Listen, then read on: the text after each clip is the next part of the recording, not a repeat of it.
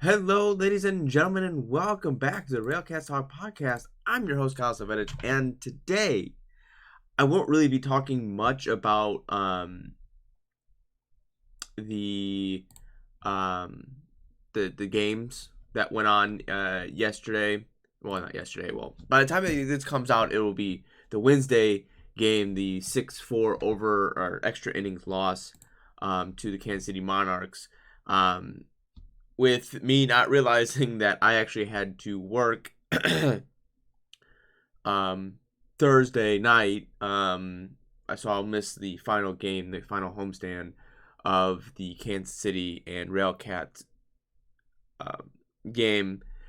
And then I was kind of thrown for a loophole when I was writing the starting lineups for the RailCats, and I saw a new player in there under Zach Cousins, Cousins.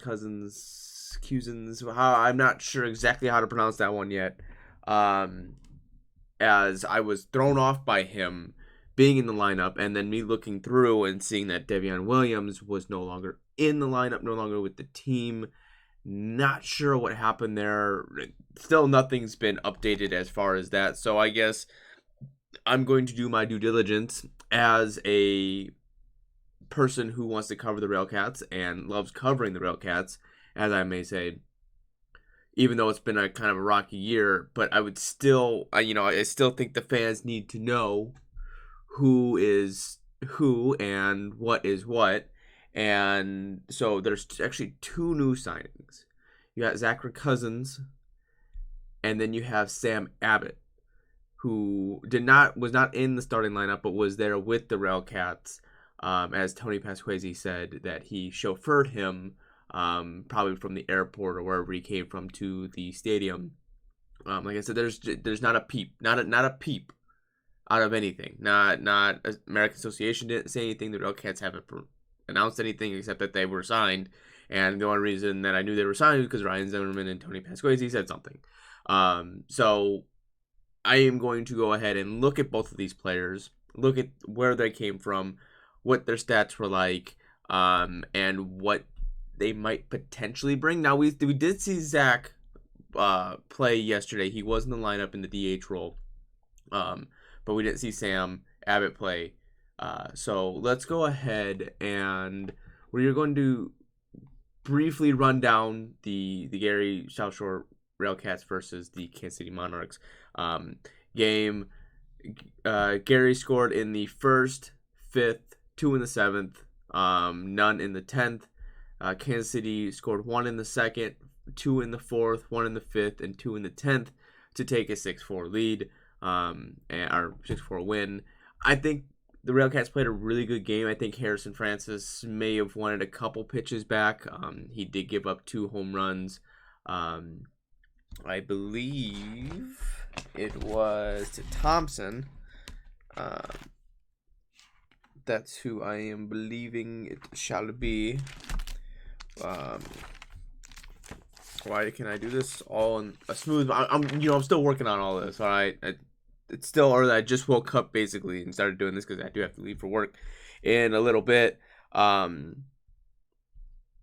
So yeah, it was Thompson who had back-to-back home runs in the fourth and the fifth, and then it was Escar's sac fly to left field that got Gillespie in to score into that fourth.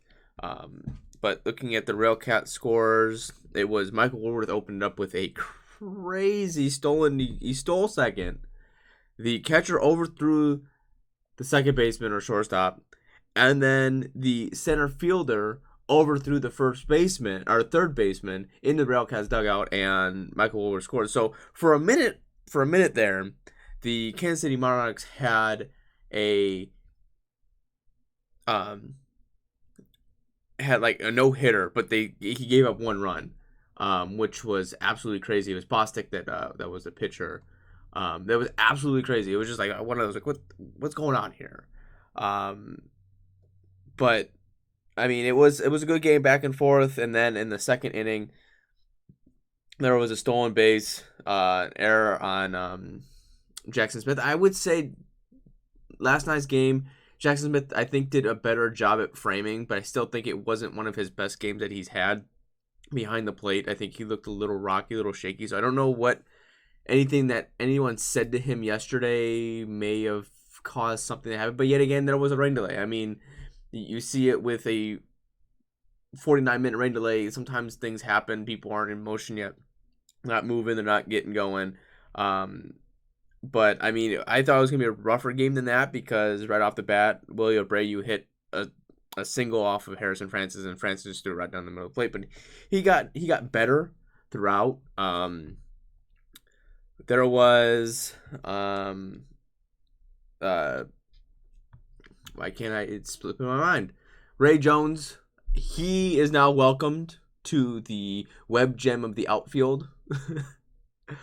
He made actually one sprawling dive catch and then one sliding pop-up fly catch that he kind of had to avoid. I think it was Lingua. I think he ran back there, and I think he had to avoid him. But that was another great job by him. He's done. The outfield has been spectacular. Their defensive plays have been very well. You saw with Al Colin on Tuesday throwing a guy out at third. It was just a nice day. It was a nice day that day was. But it was a good hard fought battle. I was surprised that they came back. They made their push back in the seventh. When Walraven opened it up with a double, and then Chris Burgess got a little bloop single, and then Lingua walked, and then MJ Rookard came in, got hit by a pitch that brought in Walraven, and then Woodworth had an RBI fielder's choice that tied the game up. Also, Zach Racusin did get a hit today. He was 1 for 4, and did end up scoring on a RBI double by Daniel Lingua. But there was just nothing that the RailCats could have done in the 9th inning or the 10th inning. On the 10th, they just kind of had the door slammed on them and went on their merry way. But let's go ahead and move on from the game, and let's talk about the players I've been talking about, what this podcast is going to be about. So let's go ahead and look at Sam Abbott first. His positions are first baseman and designated hitter. He bats left, throws right. He's 6'5", 240 pounds. He was born April 9th, 1999, so that brings him about to 23 years old. And he was born in Kuwait City, Kuwait. So I'm guessing his parents are military, and they were probably stationed over there, and that's where it's where he was raised, and well, not right, quite raised, but born at least. So he was born in Kuwait, which is kind of odd.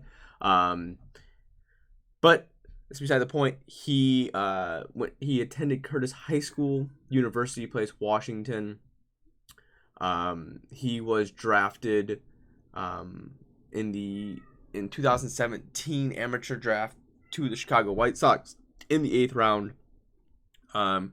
He played 5-ish, 6 to 5-ish, more or less, full seasons. 4 seasons in the Chicago affiliation. It's looking at his he played 166 games, had 508 at bats, 70 runs, 100 hits, 26 doubles, 17 home runs, 56 RBIs, 1 stolen base, which I guess isn't that big of a deal. He had 88 walks. He struck out 238 times, had a batting average of 197, on base percentage of 333, slugging of 338, OPS 682. So probably more or less bringing this guy in for maybe his potential getting on, like he's going to be another power guy you're bringing in. I mean, he's 6'5", 240 pounds, and he bats left, so they're probably looking for a big lefty batter, maybe a DH role for him, maybe to spell Burgess a little bit. I think they're kind of lacking on that side of things with Cruz. I don't know. I think he might be injured, but to have a rotation of some sort getting him in the lineup. But he reached single A in the last year. He played 14 games. He had a batting average of 119, on base percentage of 399, slugging 191, OPS of 538. He had 1 home run and 5 hits at 42 at bats. Fielding wise, I think he had a 982 fielding percentage most of the time. That's pretty good for a first baseman. That's kind of where you want to be at. I think he just brings another power bat to the lineup, which something that the RailCats have struggled to do. We've only had 2 home runs this year. Both came via grand slam. Was Daniel Engwall and Alec Olid. So I think you're getting, you see these games like yesterday, or well, it would have been Wednesday, home runs. If the RailCats aren't hitting home runs, they're not going to win games. And if they limit the teams to not hitting any home runs, they're probably going to win the game. But the 2 home runs, I mean, yes, they may be solo shots, but you still need a little bit more power in the lineup, and I think that's what they're going for. I know I talked about, small ball and being able to make contacts and putting things together. Well, that's not working, so you have to go to another option. You have to figure something out. I mean, it did a little bit there in the 7th inning on Wednesday's game, and I would say even in the 1st inning, but that was kind of a fluky one as via that. So I think they need a little bit more power in the lineup. I don't think they're getting good wood on the bat or on the ball, but it's just not going. They're either just below it, just above it. It's just not, sweet center and it's going. I know the wind in Gary doesn't really help either, but that's beside the point. I mean, yesterday the wind was kind of going the opposite way, and there was people that cranked. I mean, Thompson cranked the ball almost over the netting into the toll road or into 12 and 20 there. So I think that's something they're going to try to bring to the lineup, is another power hitter, especially at his stature size. And then we're going to go ahead and look over to Zach Racusin. He hasn't played any major league time. He wasn't with the major league team. He's an outfielder. He bats right, throws right. He's 6'2", 205. He was born in June 24th, 1993, which roughly makes him about 28 years old. He has played, hometown was Morristown, New Jersey. He played at Salisbury Prep in Salisbury, Connecticut. That's where he went to high school. And then in his college years, he went to Community College of Baltimore County, Georgetown University, Martin College, so on and so forth. He's played for multiple different colleges. Looking at his college career in 3 seasons, he had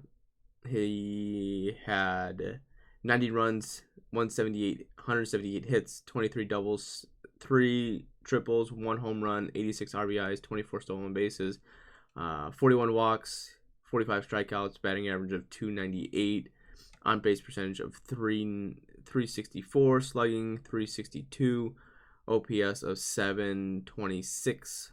So I think he had a decent college years. Other than that, he's played independent ball. He's played the Frontier. I mean, majority of it's independent. All of the rest of it's independent ball. So it's kind of been he's been a travel man. He's gone kind of everywhere. So yeah, I think he also played for the Chicago Dogs in 2018. That is the only other American Association team he has played for. He's mostly been in the Frontier League. He recently came back from the Atlantic League, and we did see him play yesterday. He did get 1 hit on one hit, 1 strikeout, a couple pop outs, ground out. So he was 1 for 4. That's just getting back in the realm of things. He kind of seems like a rotationary platoon guy, especially with Javion Williams still not being out. I did end up talking to him. Well, not personally talking to him via Twitter. He said there's nothing broken. It was just a matter of he just got a gash in his eye, and not in his eye, in his cheekbone there. So he should, once that kind of heals up a little bit better, he should be back. I would estimate maybe 7 to 10 days that he would be back, maybe sooner, just depending if they find something, some kind of cloth or padding or bandage that will stay on for him. I know it's hard to say. Yeah, he's been the limelight of the. I still think he has been the limelight of the outfield.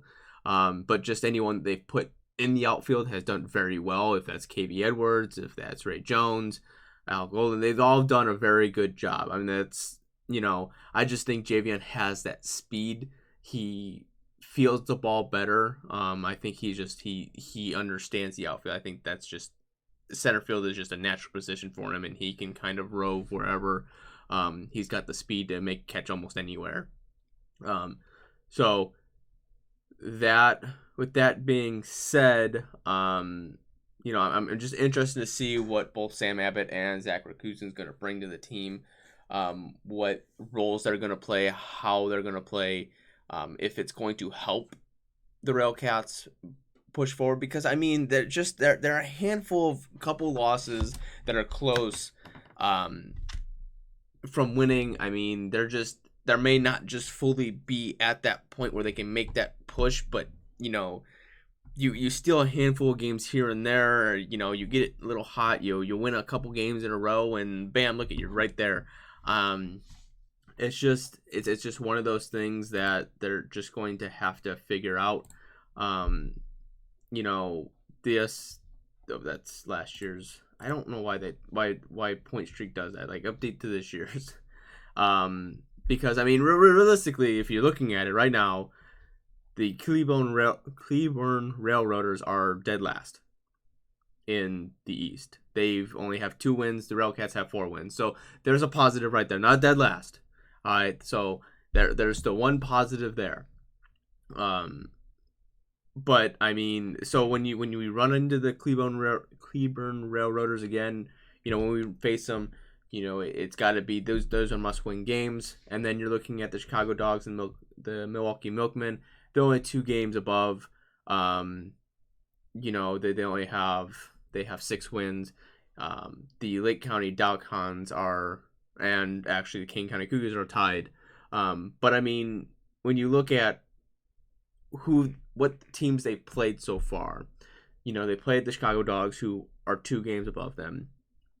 They have faced the Lincoln Salt Dogs that are 2nd in the West, and then the Kansas City Monarchs, who are 3rd in the West, which is kind of odd because, well, I guess Lincoln Salt, they've been rained out a couple times. I was just looking at that the Salt Dogs have won 6 games, and the Kansas City Monarchs have only won 7, but the Salt Dogs are a half game up over the Kansas City Monarchs. But that's just because I think they've had a couple games rained out on them.